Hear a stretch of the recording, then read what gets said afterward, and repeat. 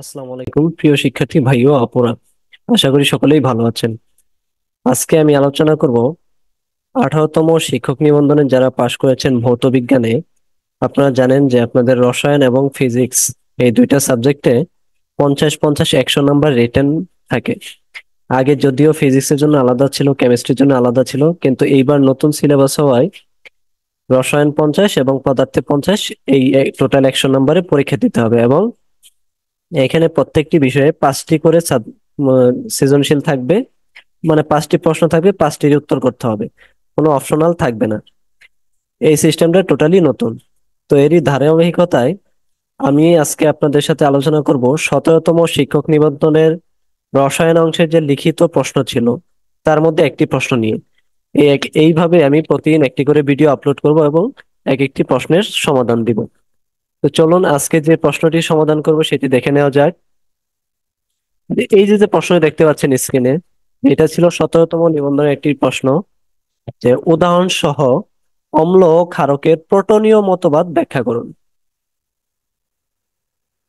প্রোটনীয় মতবাদ, তো এই প্রোটনীয় মতবাদ জিনিসটা কি সেটা আপনাদের ব্যাখ্যা করতে বলছে উদাহরণ সহ। তো সেটার জন্য আমি একটা বিক্রিয়া দিয়ে দেখাচ্ছি। আগে দেখি আমরা প্রোটন জিনিসটা কি। প্রোটন, প্রোটন মানে হচ্ছে H+। তো যে সকল যৌগ H+ দান করবে তাদেরকে বলা হয় অম্ল, এবং যে সকল যৌগ H+ গ্রহণ করবে তাদেরকে বলা হয় ক্ষারক। তো এটার ব্যাখ্যায় যদি আমরা আসি, তাহলে দেখতে পারবো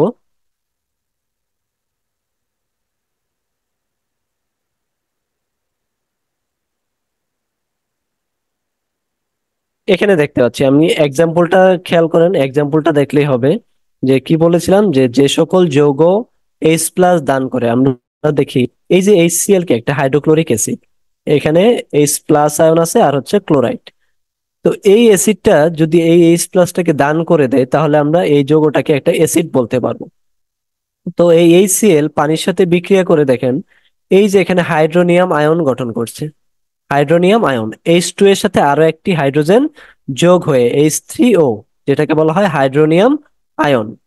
তাহলে এই যৌগটি কি করলো, একটি প্রোটন দান করে দিল, দ্যাটস ওয়াই এটাকে অম্ল বলা হচ্ছে, অম্ল বা অ্যাসিড। আর প্রোটনীয় মতবাদ অনুযায়ী ক্ষারক কাকে বলবো, যে সকল যৌগ একটি H+ গ্রহণ করবে তাদেরকে বলা হয় প্রোটনীয় ক্ষারক। তাহলে এই যৌগটির দিকে যদি আমরা তাকাই, যে NH3, এই যৌগটি এই পানি থেকে একটি H+ গ্রহণ করবে, একটি H+ গ্রহণ করে সে কি উৎপন্ন করে দেখেন, এই যে এখানে দেখা যাচ্ছে NH4+ আয়ন গঠন করে। আগে NH3 ছিল, সে আরো একটি হাইড্রোজেন গ্রহণ করে NH4+ আয়ন গঠন করলো। দ্যাটস ওয়াই ও কি করলো, একটি H+ গ্রহণ করায় এটাকে বলা হচ্ছে প্রোটনীয় ক্ষারক। ক্লিয়ার? তাহলে যে সকল যৌগ H+ আয়ন দান করে তাদেরকে বলা হয় অম্ল বা অ্যাসিড, আর যে সকল যৌগ একটি H+ আয়ন গ্রহণ করে তাদেরকে বলা হয় ক্ষারক। ওকে, এখান থেকে আরো একটি জিনিস জানা যায়, যে এই কোশ্চেনটা না এসে আপনাদের 18তম নিবন্ধনে অন্য প্রশ্ন তো আসতে পারে এই রিলেটেড। তো সেক্ষেত্রে যদি আমরা দেখি, এগুলোকে ক্লিয়ার করে দিচ্ছি। পানির ক্ষেত্রে দেখি, পানি কিন্তু একটি উভধর্মী পদার্থ, অর্থাৎ সে অ্যাসিড এবং ক্ষারক উভয় রূপে আচরণ করে। এই যোগে যদি আমরা দেখি তাহলে পানি কি করতেছে, এখান থেকে একটি এইচ গ্রহণ করতেছে, দ্যাটস ওয়াই এটাকে বলা হচ্ছে কি ক্ষার। অর্থাৎ এখানে পানি ক্ষারের ভূমিকা পালন করছে। এবং এইখানে অ্যামোনিয়া, একে কি করতেছে, এই পানি একটি H+ দান করতেছে, দ্যাটস ওয়াই এখানে কিন্তু এই পানিটা কি অ্যাসিডের ভূমিকা পালন করতেছে। তাহলে আমরা দেখতে পাচ্ছি এই পানি কি করতেছে, একই সাথে অ্যাসিড এবং ক্ষারের ভূমিকা পালন করে। তো আপনাদের প্রশ্নে যদি এমন আসে যে দেখান যে পানি একটি উভধর্মী পদার্থ, তাহলে কিন্তু এই দুইটা রিয়াকশন দিয়ে আপনি প্রমাণ করে দিতে পারবেন। ক্লিয়ার? তাহলে এখান থেকে প্রোটনীয় অম্ল, ক্ষার এগুলো আমরা চিনে ফেললাম। তারপরে নেক্সট কোশ্চেনে আসি।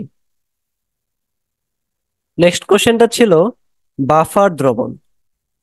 যে বাফার দ্রবণ কি, বাফার দ্রবণের সংজ্ঞাটা লিখতে হবে। দেন হচ্ছে একটি অম্লীয় বাফার দ্রবণের ক্রিয়া কৌশল ব্যাখ্যা করুন। আগে আসি আমরা যে বাফার দ্রবণ জিনিসটা কি, তারপরে এর ক্রিয়া কৌশল দেখি। যে বাফার দ্রবণের সংজ্ঞায় যদি আমরা দেখি তাহলে দেখব যে যে সকল দ্রবণে সামান্য অ্যাসিড বা ক্ষার যোগ করলে দ্রবণের পিএইচ মানের কোনো পরিবর্তন হয় না। কোন মান? পিএইচ মানের কোনো পরিবর্তন হয় না, সে সকল যৌগকে আমরা কি বাফার দ্রবণ বলবো। তো এই বাফার দ্রবণ সম্পর্কে একটু ডিটেলস জেনে যাবেন, কারণ এইবার এই বাফারের ক্রিয়া জাস্ট হচ্ছে অম্লীয় ক্রিয়া দিছে, এর পরের বার অন্য কিছু নিয়ে আসতে পারে। তাহলে এই বেসিকটা যদি আমরা ক্লিয়ার করতে পারি, তাহলে যে কোনো ধরনের কোশ্চেন এই বাফার দ্রবণ থেকে আমরা লিখতে পারবো।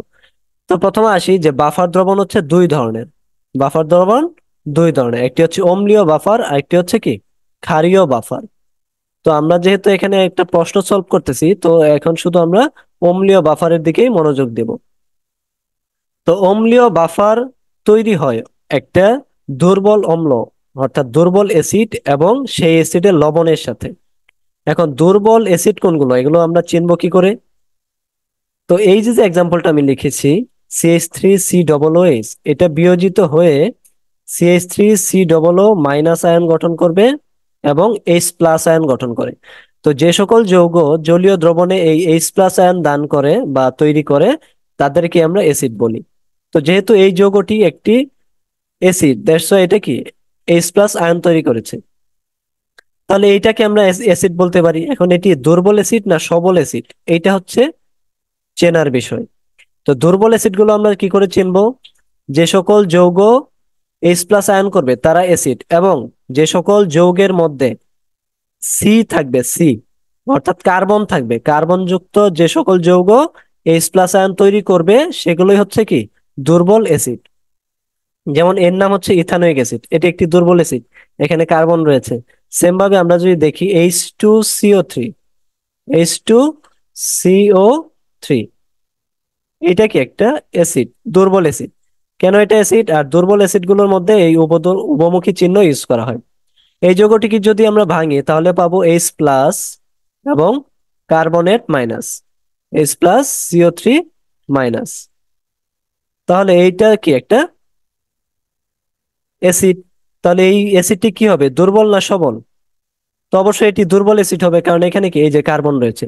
সেইভাবে এই অ্যাসিডটিও কি একটি দুর্বল অ্যাসিড, কারণ এখানে কি আছে, কার্বন আছে। তাহলে বাফার তৈরি হতে গেলে কি লাগবে? দুর্বল অ্যাসিড লাগবে এবং সেই অ্যাসিডে লবণ লাগবে। তাহলে এই হচ্ছে আমার দুর্বল অ্যাসিড, এবং এই অ্যাসিডের লবণ হচ্ছে এই যে আমি নিচে লিখেছি সোডিয়াম ইথানোয়েট লবণ, CH3COONA। অর্থাৎ এই যে এখানে যে মাইনাস আয়নটা তৈরি হয়েছে, এর সাথে এই অ্যাসিডের সাথে যদি আমরা ক্ষারের বিক্রিয়া করি, অ্যাসিড এবং ক্ষার, NaOH, সোডিয়াম হাইড্রোক্সাইড একটি তীব্র ক্ষার, এর সাথে বিক্রিয়া করে আমরা মূলত এর লবণটা তৈরি করতে পারবো।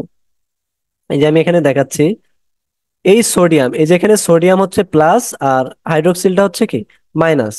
তাহলে এই সোডিয়ামটা এই যে এই যৌগের সাথে এই যে এই মাইনাস অংশের সাথে যুক্ত হয়ে কি করে, এই যে লবণটা ক্রিয়েট করেছে, যার নাম হচ্ছে সোডিয়াম ইথানোয়েট লবণ। সবকিছু স্ক্রিনে লেখা সম্ভব হচ্ছে না, আমি বলে দিচ্ছি যে এটার নাম হচ্ছে সোডিয়াম ইথানোয়েট লবণ। তাহলে এই যে এই অ্যাসিড এবং তার লবণ, এই দুইটা যৌগ মিলে হয় বাফার দ্রবণ। তাহলে একটা দ্রবণে যদি এই অ্যাসিড এবং এই লবণটা থাকে, তাহলে সেটাকে আমরা একটা বাফার দ্রবণ বলতে পারবো। এখন তাহলে এটিকে কি বাফার বলবো, অম্লীয় নাকি ক্ষারীয়? তো অবশ্যই এটা কি অম্লীয় বাফার, কারণ এখানে এই অম্ল আছে এবং সেই অম্লের লবণ আছে। তো এই দুইটার মধ্যে বাফার ক্রিয়া কিভাবে ঘটে, এখানে বলা হয়েছে কি যে একটি অম্লীয় বাফার ক্রিয়া দেখাতে। তাহলে এই বাফার ক্রিয়াটা যদি আমরা দেখি, যে আমরা কি পড়েছি, কোন দ্রবণে সামান্য অ্যাসিড, অ্যাসিড মানে কি সেখানে H প্লাস আয়ন আসবে, অ্যাসিড মানে সেখানে H প্লাস আয়ন আসবে। তাহলে এই পাশে যদি আমি H প্লাস যুক্ত করি, এই H প্লাসটা যদি এই পাশে আসে, আমরা ওই রাসায়নিক বিক্রিয়ার সাম্য অবস্থায়, আপনারা জানেন যে একটা বিক্রিয়া এটা কি উভমুখী অবস্থায় আছে, তার মানে রাসায়নিক বিক্রিয়া সাম্য অবস্থায় আছে। এখানে এই পার্ট হচ্ছে বিক্রিয়ক থেকে উৎপাদ হবে, সেম ভাবে কি উৎপাদ থেকে এই বিক্রিয়কের দিকে আসবে। তাহলে এখানে যদি H প্লাস আয়ন যুক্ত করা হয়, তাহলে এই H প্লাসটা এই যে ইথানয়েট আয়নের সাথে যুক্ত হয়ে সোডিয়াম, সরি, এখানে যে ইথানয়েট আয়নটা আছে তার সাথে যুক্ত হয়ে এই যৌগটা গঠন করবে, যে দেখাচ্ছি CH3COO, তার সাথে কি H প্লাসটা যুক্ত হয়ে ইথানোয়িক অ্যাসিড উৎপন্ন করবে। তাহলে এখানে হবে CH3COOH। এই ইথানোয়িক অ্যাসিড একটু আগে আমরা পড়েছি, এটি কি একটি দুর্বল অ্যাসিড। তাহলে দুর্বল অ্যাসিডের সংজ্ঞায় আরো লেখা যায় যে যে সকল যৌগ জলীয় দ্রবণে সামান্য পরিমাণ বিয়োজিত হয় সেগুলো কি দুর্বল অ্যাসিড। তাহলে এই যে যে অ্যাসিডটা তৈরি করলো, এই অ্যাসিডটা কি মৃদু তড়িৎ বিশ্লেষ্য, মৃদু তড়িৎ বিশ্লেষ্য। এটা কি হয় না, সম্পূর্ণ আয়নিত হয় না। দ্যাটস ওয়াই এখানে যে আপনি এক্সট্রা H+ যুক্ত করলেন, সেটা কি হলো, এই ইথানয়েড আয়নের সাথে যুক্ত হয়ে ইথানোয়িক অ্যাসিড তৈরি করে ফেললো। তো এইটা যেহেতু মৃদু তড়িৎ বিশ্লেষ্য, দ্যাট মিনস এটা কি তলানি রূপে থাকে, এটা আর বিয়োজিত হয় না, যার ফলে এই যে এক্সট্রা H+ আসার জন্য ওই পিএইচ মান, এই দ্রবণের পিএইচ মানে কোনো পরিবর্তন হবে না, সে যা ছিল সে আগের অবস্থায় থাকবে। তাহলে এটা হলো কি, যখন H+ বা অ্যাসিড যুক্ত করা হলো।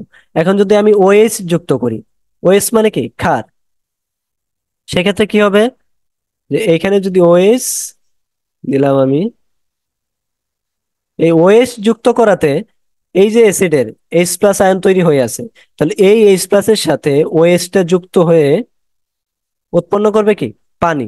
এই পানিটাও হচ্ছে কি মৃদু তড়িৎ বিশ্লেষ্য, অর্থাৎ পানিও কি হয় না, সম্পূর্ণ সাথে সাথে বিয়োজিত হয়ে ওই দ্রবণের পিএইচ মানে কোনো চেঞ্জ আসে না। তাহলে এই যে এক্সট্রা OH মাইনাস যুক্ত করায়, মানে ক্ষার যুক্ত করায়, সে এই H+ এর সাথে বিক্রিয়া করে এই পানি উৎপন্ন করলো। তাহলে এই পানিটাও কি মৃদু তড়িৎ বিশ্লেষ্য, তাহলে সেটাও কি সম্পূর্ণ আয়নিত হবে না। দ্যাটস ওয়াই এই যে বাহির থেকে আংশিক বা সামান্য ওয়েজ যুক্ত করার পরও এই দ্রবণের পিএইচ মানে কোনো পরিবর্তন হবে না। এখন কোশ্চেন হলো, এই H+টা যে এখান থেকে চলে গেল, তাহলে এর জায়গায় কে আসবে। এই যে এই পাশে ইথানোয়িক অ্যাসিড ছিল, এটা একটা উভমুখী বিক্রিয়া, আমরা জানি উভমুখী বিক্রিয়ার এই উৎপন্ন স্থল থেকে এইটুক কি উৎপাদ স্থান। এখান থেকে যদি উৎপাদ সরিয়ে নেওয়া হয়, তাহলে এই H+টাকে সরিয়ে নিলে এই বিক্রিয়াটা কি একমুখী হবে। দ্যাট মিন্স এই বিক্রিয়ক ভেঙে আবার উৎপাদ তৈরি করবে, তাহলে সে এখান থেকে আবার কি করবে, H+ আয়ন তৈরি করে দিবে। দ্যাটস ওয়াই এই যে H টা এখানে চলে যাচ্ছে, এটার অভাব এখানে ফিল করবে না। এ কারণে বাফার দ্রবণে সামান্য ক্ষার যোগ করলেও কি সেই দ্রবণের পিএইচ মানের কোনো পরিবর্তন হয় না। ক্লিয়ার। তাহলে এইভাবে আপনারা কি অম্লীয় বাফার দ্রবণের ক্রিয়াটা ব্যাখ্যা করতে পারেন। এই বিক্রিয়া দুইটা লিখে H+ এবং OH সংযোজক করে এই যে মৃদু পানি তৈরি করবেন একবার, আরেকবার কি মৃদু ইথানোয়িক অ্যাসিড তৈরি হবে। এই দুইটা দেখাবেন যে এটা কি বিয়োজিত হয় না, যার ফলে কি পিএইচ মান অপরিবর্তিত থাকে। ক্লিয়ার। আমি একটু ডিটেলস বলতেছি, আপনারা বুঝে নেবেন। দেন পরের যে কোশ্চেনটা ছিল, সেটা দেখি যে একটা ইথানোয়িক অ্যাসিডের, এখানে দেখতে পাচ্ছি আমরা যে 0.1 মোলার CH3COOH মানে ইথানোয়িক অ্যাসিডের দ্রবণের পিএইচ কত। এখানে ইথানোয়িক অ্যাসিডের বিয়োজন মাত্রা, এই কে এটাকে বলা হয় বিয়োজন মাত্রা, এই বিয়োজন মাত্রা এখানে দেওয়া আছে। তাহলে আমাদের পিএইচ বের করতে হবে। পিএইচ এর মেন যে সূত্রটা সেটা আমি এখানে লিখছি, যে পিএইচ হলো minus log of hydrogen ion, অর্থাৎ হাইড্রোজেন আয়নের মোলার ঘনমাত্রার ঋণাত্মক লগারিদমকে পিএইচ বলে। এখন এই দুর্বল অ্যাসিডের পিএইচ নির্ণয় করতে হয় একভাবে, সবল অ্যাসিডের পিএইচ নির্ণয় করতে হয় অন্যভাবে। এই হচ্ছে সূত্র পিএইচ নির্ণয়। তাহলে আমার প্রথমে লাগবে কি, এই ইথানয় H+ আয়নের ঘনমাত্রা, এই থার্ড ব্র্যাকেট দ্বারা ঘনমাত্রা বোঝায়। তাহলে এটার জন্য আমরা যা যা দেওয়া আছে সাইড নোটে সেগুলো তুলি, এখান থেকে করা শুরু করি আমি। এটা হচ্ছে অ্যাসিডের বিয়োজন ধ্রুবক, যার মান দেওয়া আছে 1.8 × 10⁻⁵। এবং এই যে 0.1 মোলার, এটা দেওয়া আছে ঘনমাত্রা। এই ঘনমাত্রা কনসেন্ট্রেশন, এটা সি দিয়ে প্রকাশ করা হয় 0.1 এটা ঘনমাত্রা দেওয়া আছে। তাহলে এই H+ এর ঘনমাত্রাটা আমার লাগবে। এই H+ এর ঘনমাত্রা দুর্বল অ্যাসিডের ক্ষেত্রে লেখা হয় H+ is equal alpha square c, এই আলফা স্কোয়ার সি। তাহলে প্রথমে তো লাগবে আমার আলফা, এখানে সিটা দেওয়া আছে, আলফাটা নেই, আলফা বের করতে হবে। তো আলফার সূত্রটা হলো, আমি এই উপরে লিখছি, alpha is equal √, k a by c, √, k a by c. তাহলে এই যে এখানে সি এর মান দেওয়া আছে, কে এর মান দেওয়া আছে, এখান থেকে একটা মান বের করতে পারবেন না। এই যে এটা যাবে কি কে তে, আর এটা হলো কি সি এর মান এখানে বসাবেন। বসিয়ে রুট করার পর এখানে একটা কি মান আসবে, সেই মানটা আমরা এই যে আলফা সির জায়গায় বসাবো। এখানে কি আলফার মানটা পেলাম, এই আলফাটাকে ধরে নিয়ে এসে এই যে দেখেন এইখানে বসাবো, এস প্লাসের ঘনমাত্রা, এই যে থার্ড ব্র্যাকেট দিয়ে দিচ্ছি এখানে। এস প্লাসের ঘনমাত্রাটা হলো কি আলফা স্কোয়ার সি। তাহলে এই আলফাটা এখানে বসলো, তাকে বর্গ করবেন, তার সাথে এই যে সি এর মানটা বসাবেন, এই যে সিটা এখানে আছে। তাহলে বসাইলে কি এইচ প্লাস এর ঘনমাত্রা পেয়ে গেলেন। দেন এই এইচ প্লাস এর ঘনমাত্রার মানটা এই যে এই সমীকরণ বসাবো, এখানে যে যে পিএইচ এর সমীকরণটা লিখে রেখেছি এই যে এখানে। তাহলে এখানে যে এইচ প্লাস এর মানটা পাবো এটাকে এখানে বসিয়ে ক্যালকুলেটরে চাপ দিলে আপনারা কি এই ধরনের পিএইচ মান পেয়ে যাবেন। ক্লিয়ার? তো এইভাবে এই যে এই সম্পূর্ণ সৃজনশীল প্রশ্নটি আমরা কি সলভ করে ফেললাম। এইভাবে পর্যায়ক্রমিক ভাবে আমি প্রতিদিন একটি করে সৃজনশীল আপলোড করার চেষ্টা করব। তো নেক্সট দিন আমরা যে সৃজনশীলটি নিয়ে আলোচনা করব সেটি হচ্ছে এই দ্রবণ। এই সৃজনশীলটি দেখতে পাচ্ছেন যে এটা হচ্ছে জৈব রসায়নের একটা প্রশ্ন। তো আমরা জানি চতুর্থ অধ্যায়ের রসায়নের জৈব রসায়ন থেকে অবশ্যই একটি প্রশ্ন থাকবে। তো এটি হচ্ছে কি একটি জৈব রসায়নের প্রশ্ন, যে স্টেরিও সমানতা কি, সালফিউরিক অ্যাসিডের উপস্থিতি বেনজিনের নাইট্রেশন বিক্রিয়ার কৌশল, এবং বেনজিনের ডায়াজোনিয়াম ক্লোরাইডের লবণ থেকে বেনজোইক অ্যাসিড এবং ফেনল তৈরির বিক্রিয়া। এই কোশ্চেনটি আমরা পরবর্তী দিনে আলোচনা করব। সে পর্যন্ত সকলেই ভালো থাকেন, সুস্থ থাকেন, এবং এই ভিডিওটি পাওয়ার জন্য অবশ্যই চ্যানেলটিকে সাবস্ক্রাইব করে পাশে থাকেন। ধন্যবাদ সবাইকে।